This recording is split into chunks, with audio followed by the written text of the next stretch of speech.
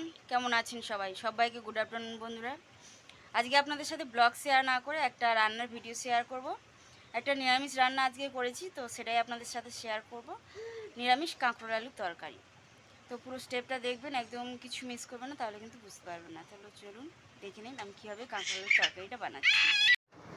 আজকে আমার দিদি ব্যাংকে গিয়েছে আর বাড়িতে ছিলাম আমি, তো আমি আজকে রান্নাটা করব। আর বাবা এনে দিয়েছিল কাঁকরোল। ভাবলাম কি কাঁকরোল দিয়ে একটা নিরামিষ রেসিপি বানাই আর আপনাদের সাথেও শেয়ার করি, দেখি আপনাদের ভালো লাগে কি না। তো যাই হোক, কাঁকরোল আর আলুটা কেটে প্রথমে ছোট ছোট করে কেটেছিলাম, কেটে ধুয়ে রেখে দিয়েছি। এখন উনানে কড়া বসিয়ে কড়ার মধ্যে তেল দিয়ে দিয়েছি। তেলটা কিছুক্ষণ গরম হয়ে যাওয়ার পরে তেলের মধ্যে দিয়ে দিচ্ছি 5 ফোড়ন, শুকনো লঙ্কা এবং তেজপাতা।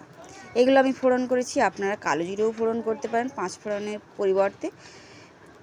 তো যাই হোক, এবার ফোড়নটা ভেজে নিয়ে কেটে রাখা কাঁকরোলগুলো এবার দিয়ে দেব।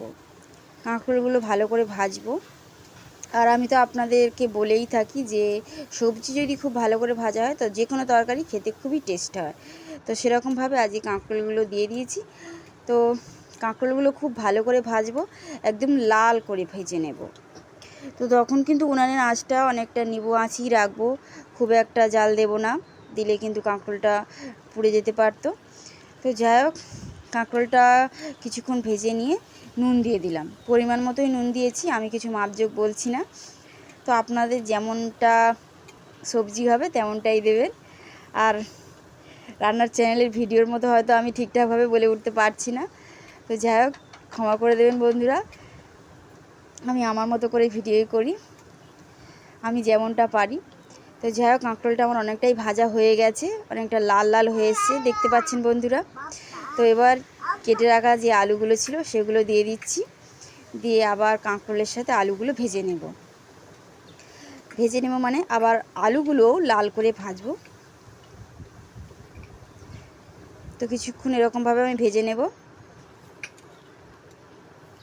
দেখুন অনেকটাই লাল লাল হয়ে এসছে আমার আলুগুলো।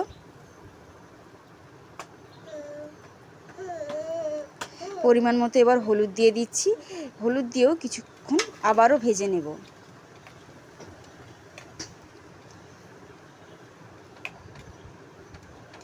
আবারও কাঁকরোল আর আলুটা একসাথে করে ভেজে নিচ্ছি।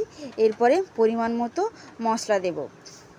আমি তো গুঁড়ো মশলা দিচ্ছি, আপনারা চাইলে বাটা মশলাও দিতে পারেন। আমি একটু জিরে, ধনে আর আদা মিশিয়ে যে মশলা হয় সেই মশলাটা গুঁড়ো করে রেখেছিলাম, তো সেটাই দিলাম, 2 চামচ দিয়েছি।